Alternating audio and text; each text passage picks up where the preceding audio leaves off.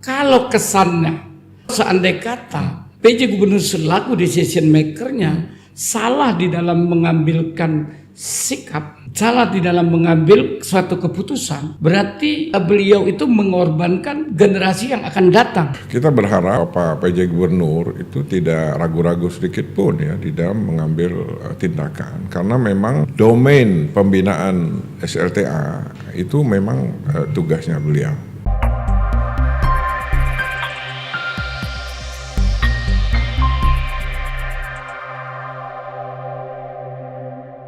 Assalamualaikum warahmatullahi wabarakatuh. Salam sejahtera untuk kita semua. Sahabat Suara Metropolitan dimanapun Anda berada, hadir bersama kami kembali dalam podcast Suara Metropolitan. Berita akurat terpercaya, fakta berbicara, bukti menjadi dalil. Inspirasi daerah untuk Indonesia.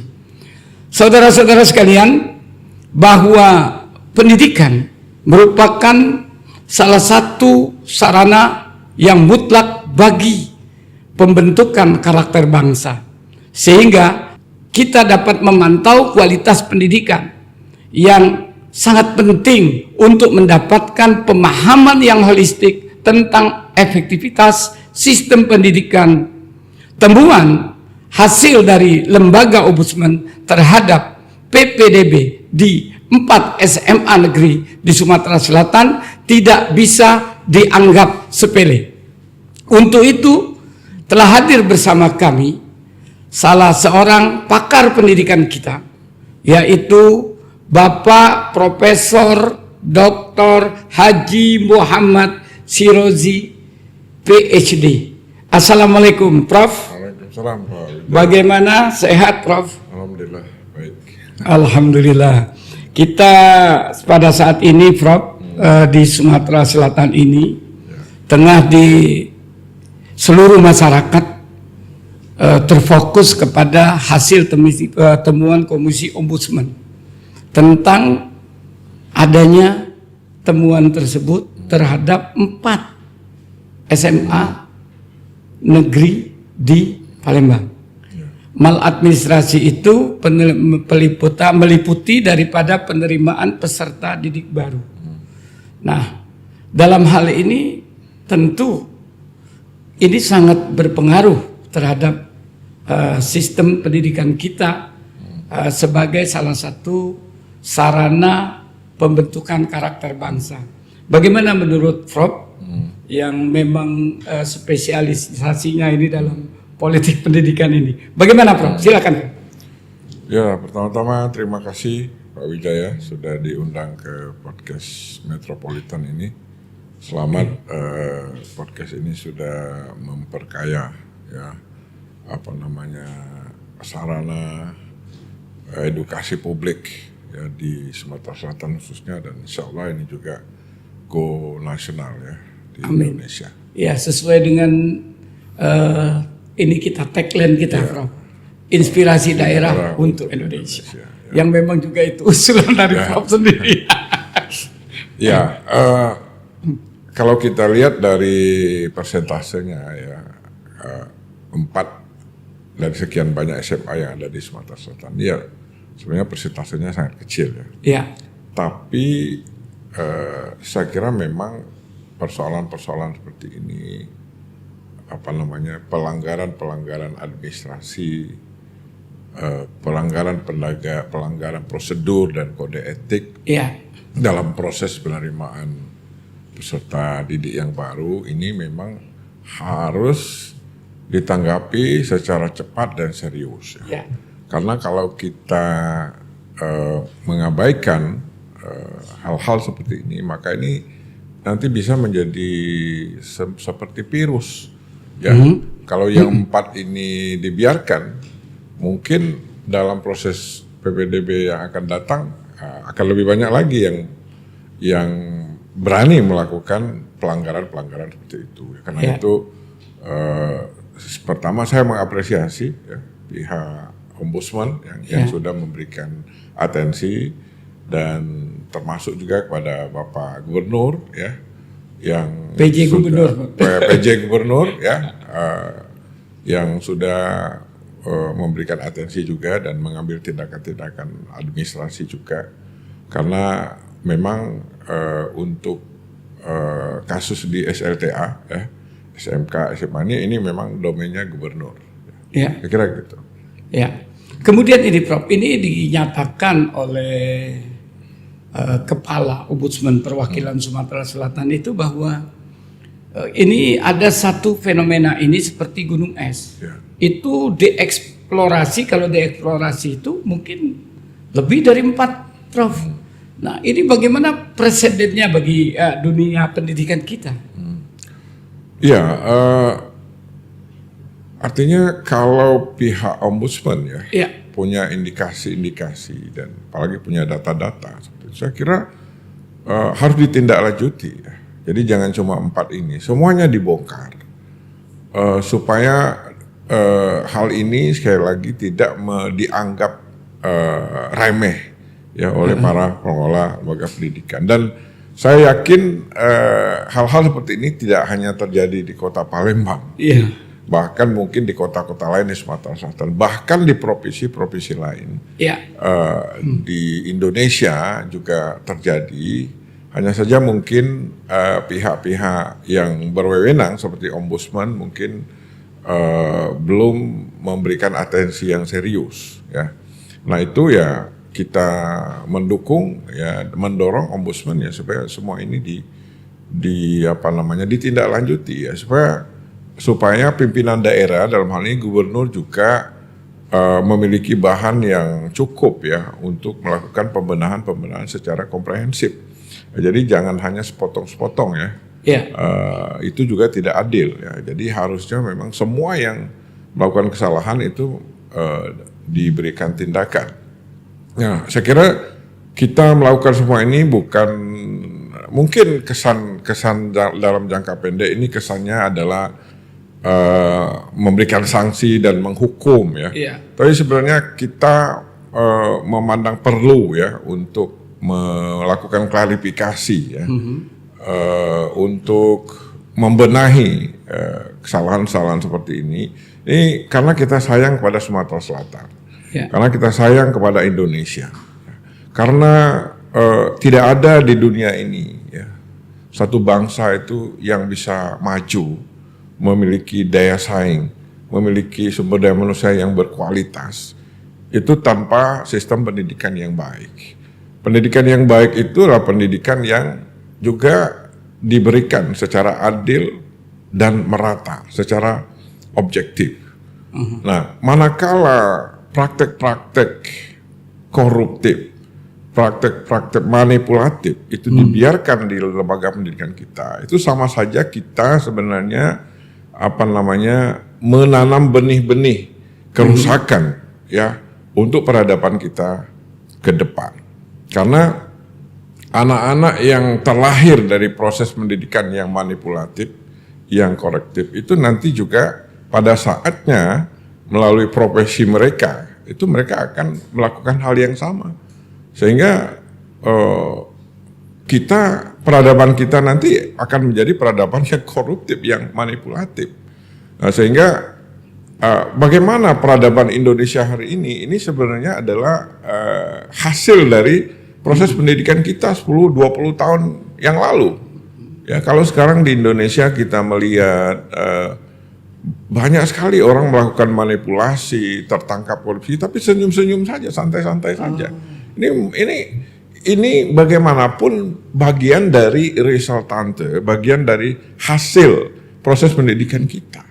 Artinya kan ini pendidikan karakter, pendidikan adab, pendidikan budaya itu lemah di negara kita. Karena terkesan mereka menganggap ini biasa saja.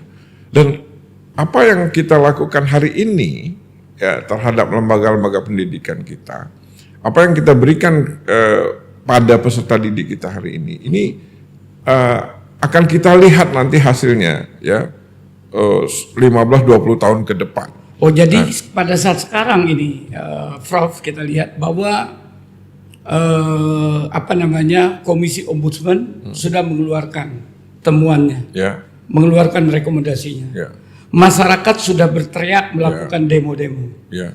Nah sekarang bolanya ini adalah di PJ Gubernur Sumatera Selatan. Nah kalau kesannya, kalau seandai kata PJ Gubernur selaku decision makernya salah di dalam mengambilkan sikap, salah di dalam mengambil suatu keputusan, berarti beliau itu mengorbankan generasi yang akan datang. Itu begitu, Prof. Kira-kira. Ya, yang pertama saya kira kita berharap Bapak PJ Gubernur itu tidak ragu-ragu sedikit pun ya di dalam mengambil tindakan, karena memang domain pembinaan SLTA itu memang tugasnya beliau. Ya, karena itu kita berharap ya beliau bisa melakukan upaya-upaya pembinaan yang lebih serius ya, supaya pendidikan kita ini menjadi lebih baik. Tapi kan PJ Gubernur juga tidak bisa bekerja sendiri. Iya. Karena itu seperti saya katakan tadi, semakin lengkap, ya, semakin komprehensif informasi dan data dari Ombudsman. Ya, karena dari sisi legal formal, saya kira terkait layanan publik ini ya memang Ombudsman. Ya. Jadi kita juga ingin mendorong ya pihak Ombudsman supaya jalan terus dan berikan bahan-bahan yang komprehensif kepada PJ Gubernur. Dan saya yakin kok beliau ditunjuk sebagai PJ di sini karena saya kira beliau di pusat juga memiliki reputasi, memiliki integritas, dan apalagi yang saya ketahui beliau ini sebenarnya putra Sumsel. Ya, akan ada panggilan batin ya kepada beliau tuh untuk ya mungkin PJ ini mungkin hanya beberapa bulan ya, tapi saya yakin beliau akan terpanggil meskipun dalam jangka waktu yang tidak terlalu lama. Beliau ingin menanamkan saham kebaikan ya untuk tanah kelahiran beliau di Sumatera Selatan. Ya, kita berharap seperti itu. Tapi sekali lagi beliau perlu dukungan, beliau perlu bahan yang lengkap, khususnya dari Ombudsman dan masyarakat. Ya. Kita mendorong supaya terkait masalah ini mungkin pihak PJ Gubernur membuka semacam hotline ya, supaya masyarakat bisa menyampaikan komplain-komplain mereka terhadap bukan hanya terhadap proses penerimaan peserta didik baru, tapi mungkin ada layanan-layanan pendidikan yang lain. Ya, termasuk misalnya di tingkat perguruan tinggi, meskipun ini bukan domainnya gubernur, tapi beliau kan bisa komunikasikan ke pusat, ya kan? Jadi sebagai penguasa pemerintahan di daerahnya, bahwa ternyata peran gubernur begitu besar, apalagi PJ Gubernur ini ya, Prof. Nah kemudian begini Prof, kami sudah mengundang pihak-pihak berkompeten dan insya Allah nanti kami juga akan mengundang Komisi 5 daripada DPRD Provinsi Sumatera Selatan, dan nanti kami juga akan mengundang aparat penegak hukum. Bagaimana berseriusnya di dalam kita lihat keseriusan PJ Gubernur, karena sekarang bolanya di PJ Gubernur kan Prof. Kita lanjut ke berikutnya, bahwa secara sosiologis pendidikan itu bukan hanya transfer of knowledge, tapi karakter breeding. Nah, Prof pernah mengatakan tentang proses inkubasi peradaban di dalam dunia pendidikan, bahwa pendidikan ini merupakan inkubasi daripada peradaban. Apa yang dimaksud dengan inkubasi peradaban itu, Prof? Ya, memang ya. UNESCO misalnya itu merumuskan bahwa pendidikan itu bukan hanya transfer of knowledge. Ya, kalau hanya transfer of knowledge itu anak-anak kita sekarang tuh bisa membaca sendiri di Google. Ya, tapi tugas yang sangat esensial di pendidikan itu transfer of values, ya. Mentransfer nilai-nilai, menanamkan nilai-nilai kepada anak-anak kita. Dan di dalam konsep pendidikan Islam misalnya itu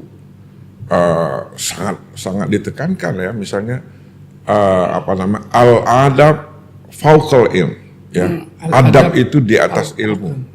Nah, sekarang ini saya kira banyak yang terbalik ya. Jadi anak kita nih disuruh kursus, suruh pintar, suruh baca ini, tapi adabnya tidak kita benahi. Padahal untuk perkembangan karir seseorang, untuk kemajuan satu bangsa, untuk kepemimpinan satu bangsa. Ilmu itu memang penting, tetapi adab itu yang paling Lebih utama. penting, ya. Nah, jadi nggak cukup kita membuat anak-anak kita ini lulus dengan nilai yang tinggi, tapi yang sangat penting adalah menanamkan nilai-nilai. Dan saya kira yang sekarang juga cenderung diabaikan, bagaimana besarnya penting keluarga, ya, khususnya orang tua, ya, di dalam proses pendidikan, terutama di dalam menanamkan nilai-nilai ini.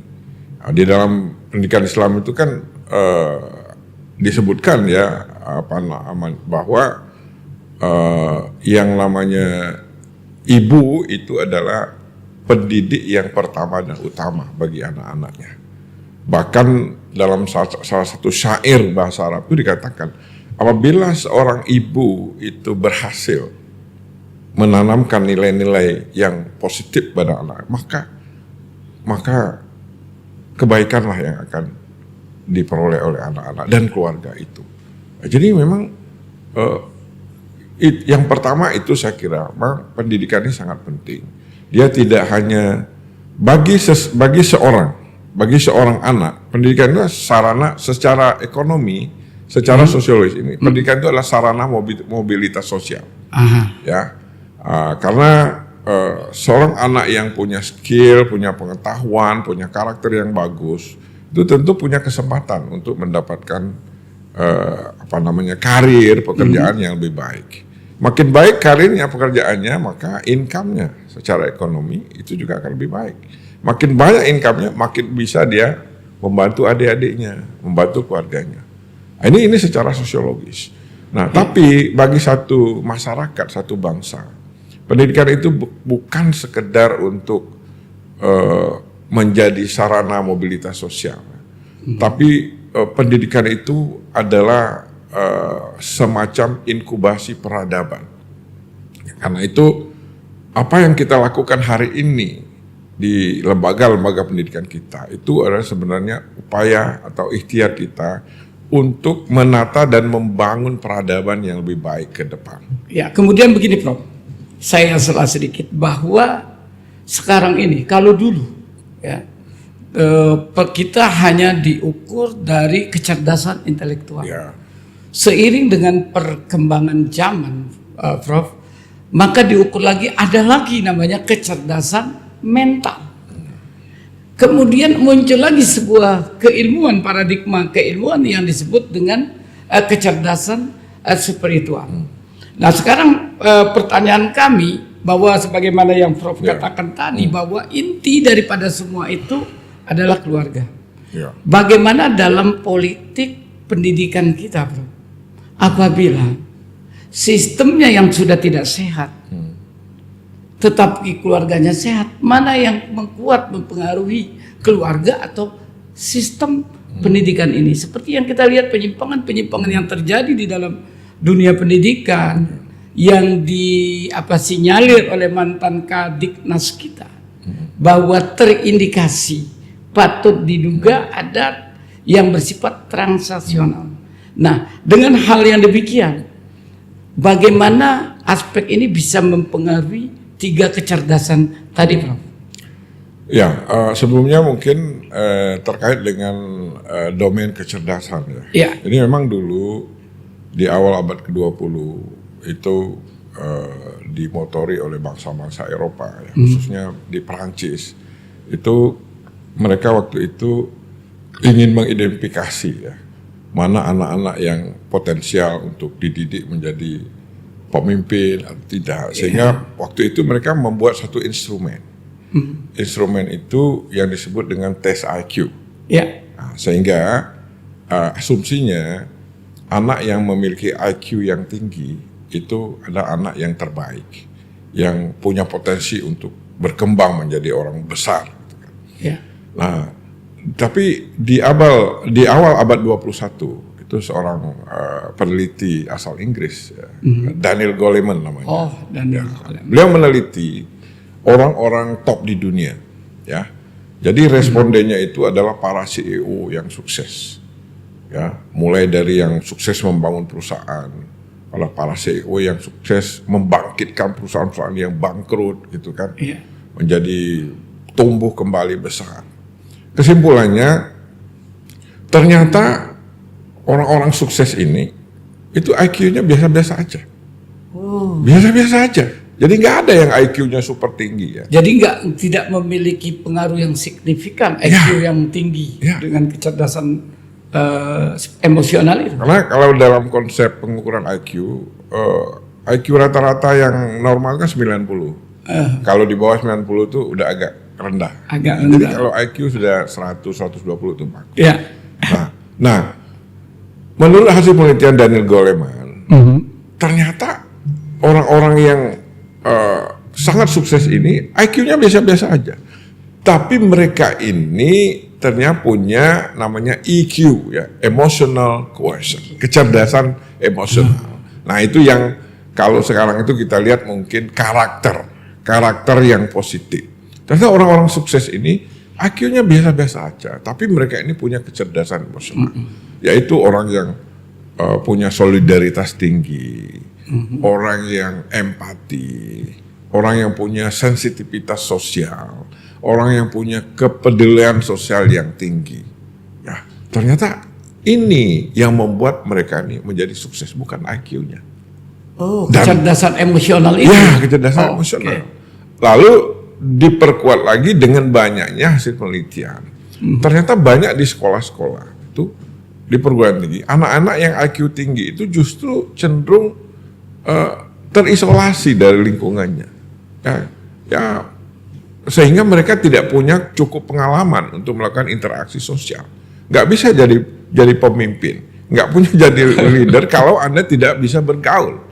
Mereka memang menguasai ilmu yang banyak, cepat mereka ilmu, tapi mereka tidak terlatih di dalam bergaul, di dalam membangun teamwork. Ya, salah satu yang sangat penting di dalam membangun komunikasi dengan orang lain. Tapi orang-orang yang punya kecerdasan emosional itu mereka punya kemampuan untuk berkomunikasi, untuk bekerja dalam satu tim. Nah, lalu kemudian ada lagi penelitian, ternyata kecerdasan emosional saja itu tidak cukup. Ada yang lebih membuat orang itu makin sukses itu kalau dia punya kecerdasan spiritual. Ya. Jadi dia tidak hanya bisa berkomunikasi, berbagi, tapi juga dia bisa memaknai apa yang dia lakukan. Nah, ini yang kalau dalam konsep Islam itu bahwa apa yang semua yang kita lakukan itu adalah bagian dari ibadah. Nah, ini adalah kecerdasan spiritual. Kalau orang sudah sampai ke level tersebut, maka tidak ada yang sia-sia. Bahwa bekerja itu bukan sekedar untuk dapat gaji, bukan sekedar untuk dapat duit, tapi ada makna yang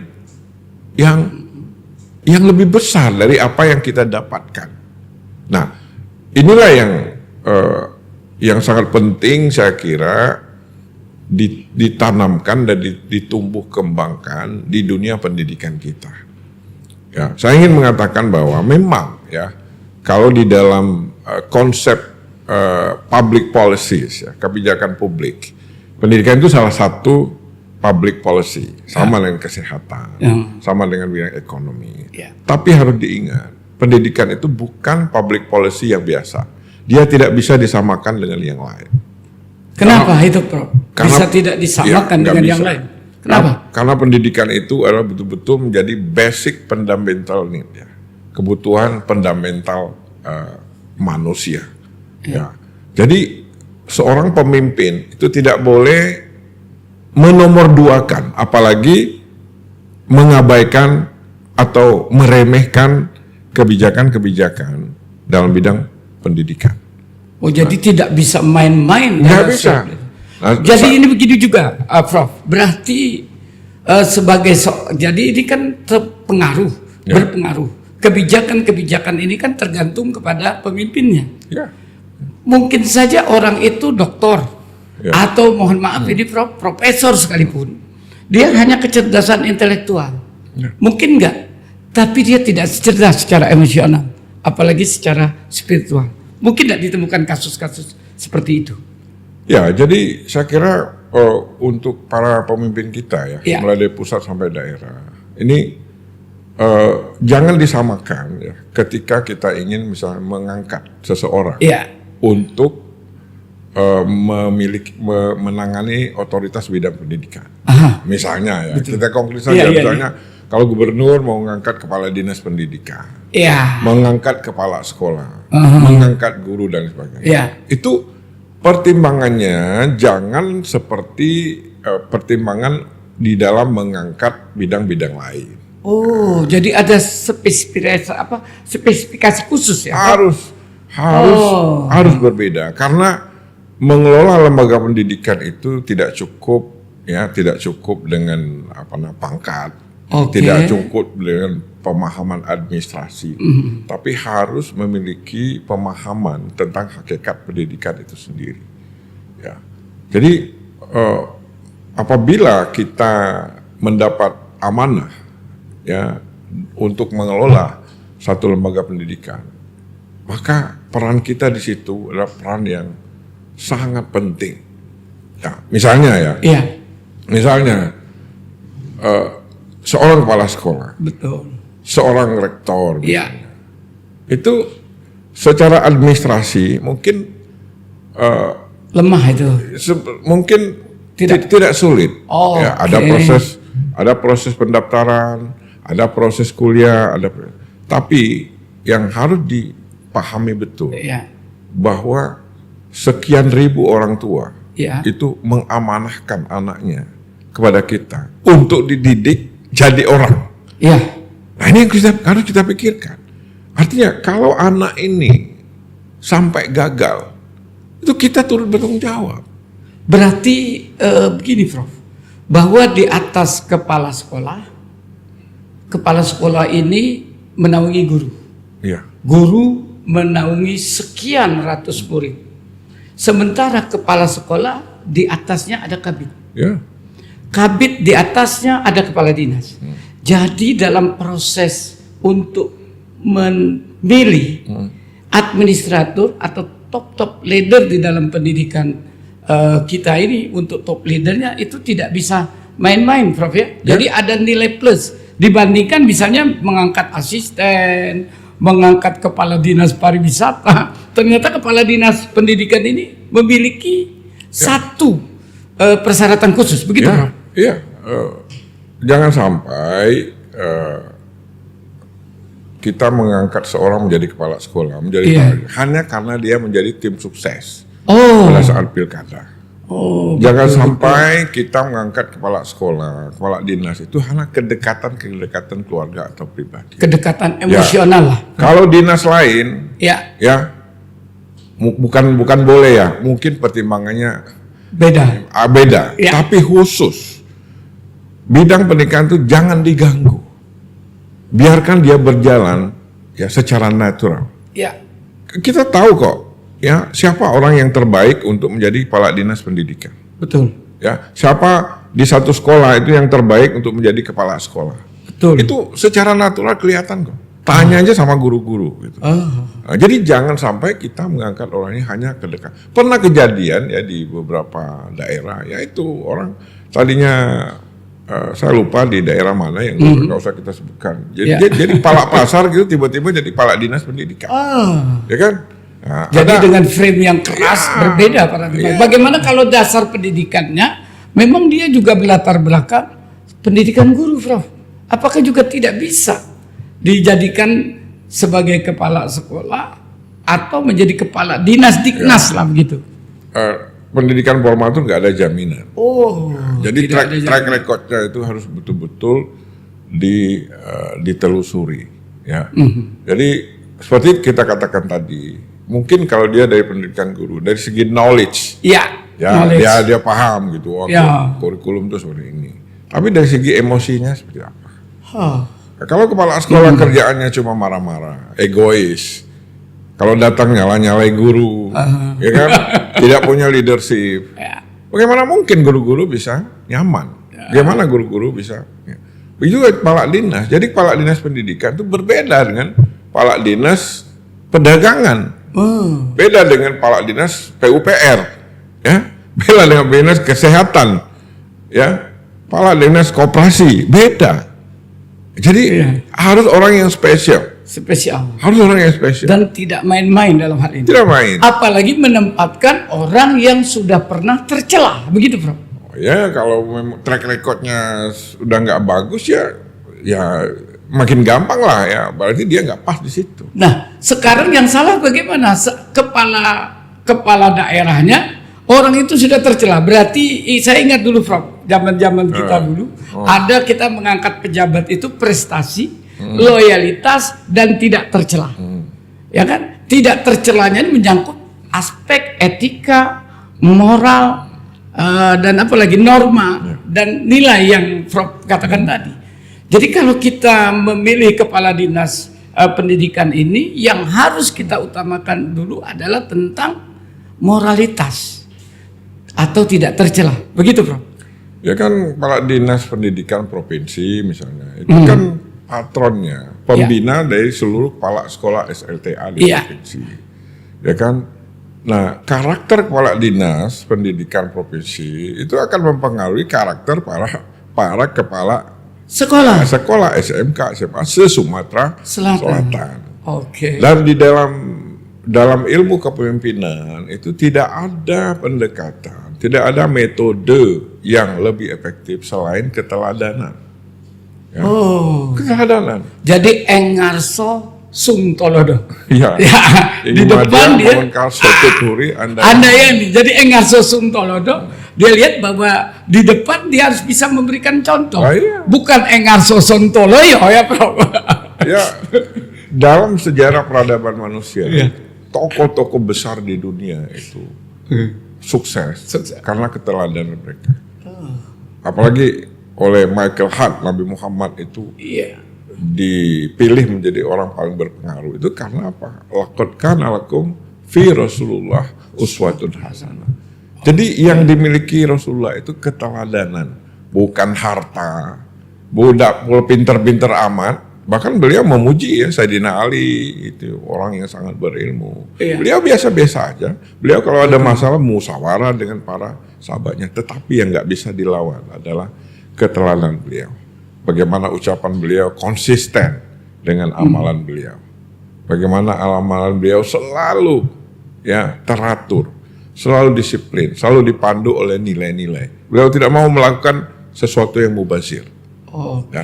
Jadi ini yang sangat di dunia pendidikan ini kan, pendidikan itu kan membina, membentuk karakter manusia. Jadi keteladanan itu sangat penting. Jadi jangan sampai guru-guru kita merasa dia lulus komlot, pintar, keblinger gitu, ya dia bisa menjadi pendidik yang baik. Belum tentu, belum tentu. Ya, jadi makanya di dalam nomenklatur pendidikan kita, guru-guru itu disebut tenaga pendidik, bukan tenaga pengajar. Apa beda pendidikan dengan pengajaran? Ya, kalau pengajar itu kan hanya transfer of knowledge. Ya, itu seperti di kursus-kursus. Ya, jadi kursus bimbel itu tutor-tutornya itu hanya menjadi pengajar. Ya, tujuannya itu hanya supaya lulus dengan nilai tinggi. Tapi di sekolah guru-guru itu pendidik, bukan sekedar memberikan ilmu, tapi membentuk kepribadian anak-anak dengan contoh yang baik. Begitu? Nah, metode terbaik itulah contoh. Jadi nggak perlu banyak ngomong sebenarnya. Jadi kalau kepala dinas itu memberikan contoh ya bagaimana bekerja dengan profesionalitas. Gubernur dulu yang harus memberikan contoh di dalam menunjuk kepala dinas ini. Ya tentu kan Pak Gubernur juga kan lebih paham ya. Ya gubernur wali kota lah kebijakan. Kita kuncinya di situ. Ya sama. Presiden juga seperti itu. Ya. Saya sering mengutip misalnya statement Tony Blair ya. Tony Blair itu adalah dikenal salah satu yang terpilih menjadi Perdana Menteri Inggris yang termuda. Pada waktunya hari pertama beliau dilantik menjadi Perdana Menteri, itu beliau dicegat doorstep oleh para wartawan di Downing Street di rumah Perdana Menteri. Wartawan nanya, kira-kira ya kalau bahasa Skayunya itu Mr. Blair, as a Prime Minister of England, what is your top priority. Oke. Tuan Blair sebagai Perdana Menteri Inggris Raya, apa prioritas utama beliau? Beliau Ketika jawab, melaksanakan tugas ya, awal. if you ask my top priority, my priority is education, education, and education. Wah, pendidikan, Kalau Anda- pendidikan, ya. dan pendidikan. Jadi saya kira ini memang benar seperti ini. Seorang pemimpin, mau presiden, mau gubernur, mau menteri, itu pendidikan ini prioritas. Orang tua juga gitu. Dan alhamdulillah orang tua kita sekarang tuh tahan tidak berganti pakaian, tahan jual cincin kawin, tahan jual kebun untuk pendidikan anak-anak mereka. Kontrakannya pun dijual. Rumah dijual. Luar biasa, karena memang insting manusia itu seperti itu. Oke. Orang tua kita kan belajar dari zaman ke zaman. Ternyata ya kalau kita ingin membuat anak-anak kita maju, ya mereka harus dididik, ya kan? Nah kalau zaman dulu orang tua masih petani, ya itu masih punya waktu ya untuk mengajar sendiri anak-anaknya kalau malam. Kalau sekarang kan orang tua yang profesional, Ya. itu coba kita lihat sekarang. Ada TK di Palembang ini yang bayarnya itu 20 juta. Dan TK itu TK swasta. TK swasta, SD, SMP swasta. Ya. Itu orang tua yang profesional itu menjam bayar Ya. demi pendidikan anak-anak. Ya kan? Artinya orang tua itu nggak kurang-kurang lagi Tapi perannya. satu ini Prof, saya salah. Kepala sekolah di swasta itu kita lihat Ya. karakternya, ya itu jauh lebih baik, Prof, dibandingkan dengan karakter kepala sekolah SMA, SMP atau bahkan SD negeri. Ya. Yang ini kita lihat, apalagi dengan kepala sekolah yang telah tercela ini, Prof. Nanti kira-kira mengapa sampai bisa muncul kok seperti itu, Prof? Harusnya kan negeri yang lebih baik, begitu loh. Ya biasalah. Kalau negeri ini kan beda-beda tipis lah. Sama kayak ayam negeri sama ayam kampung kan. Ya.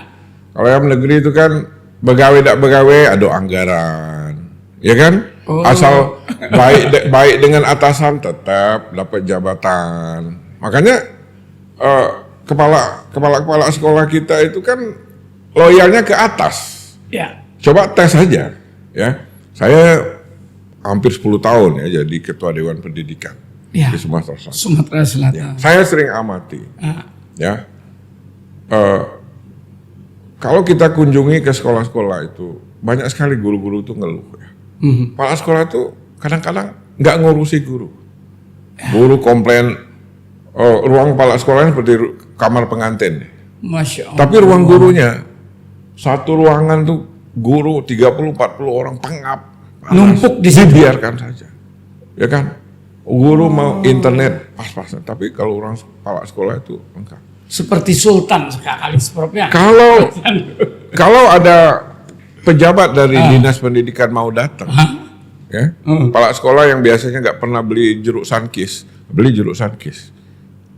Atau memang Mau dari cari jurusan- muka. Oh, Masya Ya, Allah. yang nggak pernah beli anggur Australia, beli anggur Australia, Masya Allah. ya kan?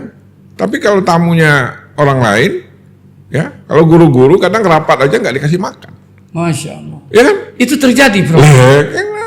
Terus dikasih snack seadanya. Nah, sekarang begini, Prof. Dengan adanya temuan Hmm. daripada lembaga ombudsman Provinsi Sumatera Selatan dengan rekomendasi yang diberikan kepada gubernur, PJ gubernur. Nah, kalau andai kata Prof selaku PJ gubernur, apa yang Prof lakukan?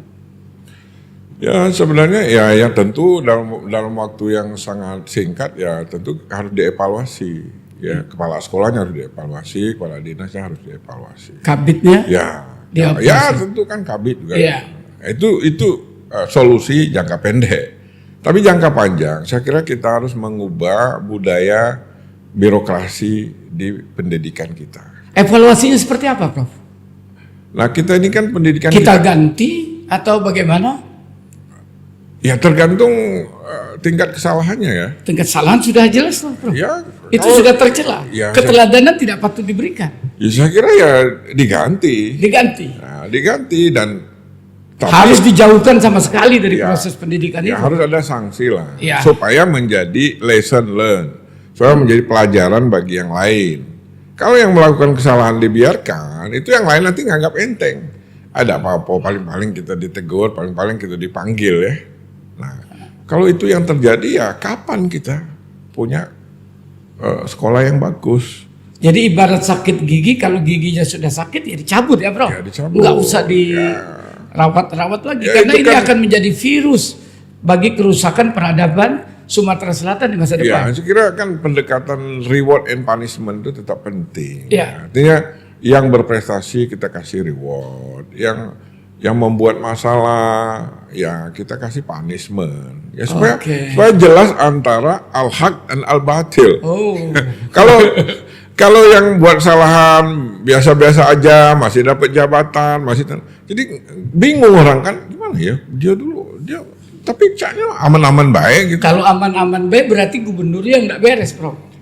Ya kalau saya tidak mengatakan itu ya, tapi ya saya kira mungkin gubernur juga perlu data yang lebih lengkap, perlu informasi, karena menggantikan juga tidak mudah mencarinya. Mungkin gubernur mencari figur yang tepat, karena beliau kan baru di sini ya.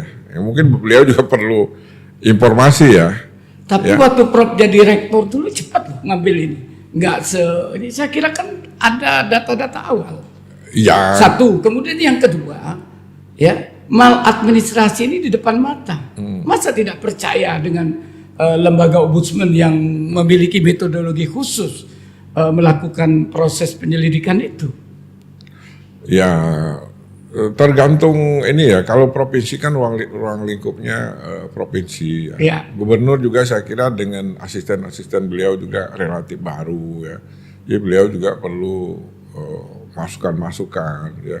Makanya saya katakan tadi, saya sangat setuju kalau misalnya semua stakeholder utama pendidikan ya. Ombudsman sudah melaksanakan tugasnya. Sekarang kita belum dengar dari DPRD. Ya. Ya kan, DPRD. Bagaimana respon DPRD terhadap ini? Podcastnya sudah, beritanya sudah Pak.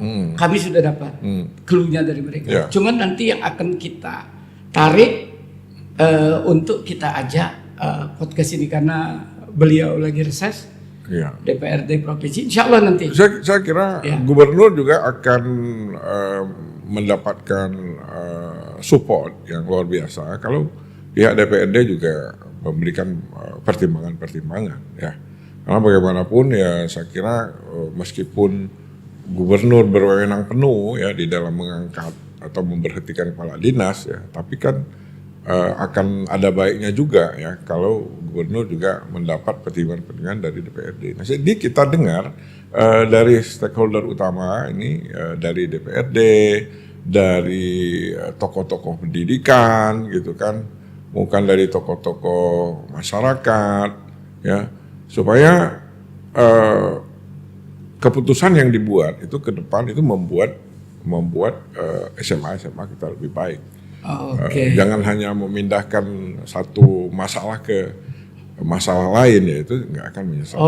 Oke. Kita saudara Suara Metropolitan dimanapun Anda berada, secara implisit Bapak Profesor Dr. Siroji MA PhD ini telah menyatakan bahwa apabila ada pelaku pendidikan yang melakukan perbuatan tercela, maka hal itu tidak bisa dapat kita tolerir.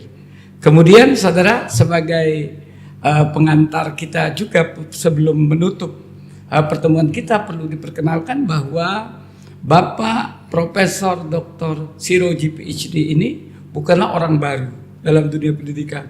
Beliau mantan Ketua Dewan Pendidikan Sumatera Selatan hampir 10 tahun dan mantan Rektor UIN Raden Fatah Palembang. Kemudian sebelumnya Prof, WR ya Prof, Wakil Rektor 1 bidang pendidikan dan Direktur Pasca Sarjana. Bahkan mungkin yang mendirikan Pasca Sarjana di UIN ya Prof. Ya mempersiapkan Mempersiapkan. Demikian saudara-saudara podcast kita. Sebelumnya kita dengar dulu closing statement daripada Profesor Dr. Siroji. Silakan Prof. ya. Ya, makasih. Ya, saya kira semua komponen masyarakat ya, baik yang rakyat biasa seperti kita maupun yang sekarang mendapat amanat. Penting kita memahami bahwa pendidikan ini adalah hajat hidup kita bersama yang akan menentukan kualitas hidup kita dan masa depan kita. Karena itu mari kita bangun mindset yang baik. Mari kita fasilitasi pendidikan dengan baik. Mari kita buat kebijakan-kebijakan yang baik sehingga sistem layanan pendidikan kita ini bisa menjadi lebih baik. Sehingga generasi muda kita mendapat pendidikan yang berkualitas dan menjadi manusia-manusia yang tidak hanya berilmu, ya, tetapi juga berakhlak ya, dan berintegritas. Sehingga mereka siap ya menghadapi segala tantangan masa depan yang ada di hadapan mereka, yang pastinya akan jauh lebih kompleks, akan lebih berat dari apa yang kita hadapi sekarang ini. Jadi anak-anak kita hari ini tidak bisa dididik seperti kita dididik beberapa puluh tahun yang mereka sekarang memerlukan sistem layanan pendidikan yang lebih canggih ya, lebih relevan dan lebih up to date. Saya kira demikian, terima kasih. Terima kasih, Prof. Saudara-saudara sekalian, pemirsa dan sahabat Suara Metropolitan dimanapun Anda berada, demikian perbincangan kita pada hari ini, bahwa pendidikan pada kesimpulannya merupakan inkubasi peradaban bangsa. Untuk itu kita tidak bisa bermain-main dengan pendidikan ini, karena ini menyangkut peradaban bangsa dan perilaku bangsa kita yang akan datang. Saya Wijaya mengakhiri podcast ini, Inspirasi Daerah untuk Indonesia. Fakta berbicara, bukti menjadi dalil. Assalamualaikum warahmatullahi wabarakatuh. Waalaikumsalam.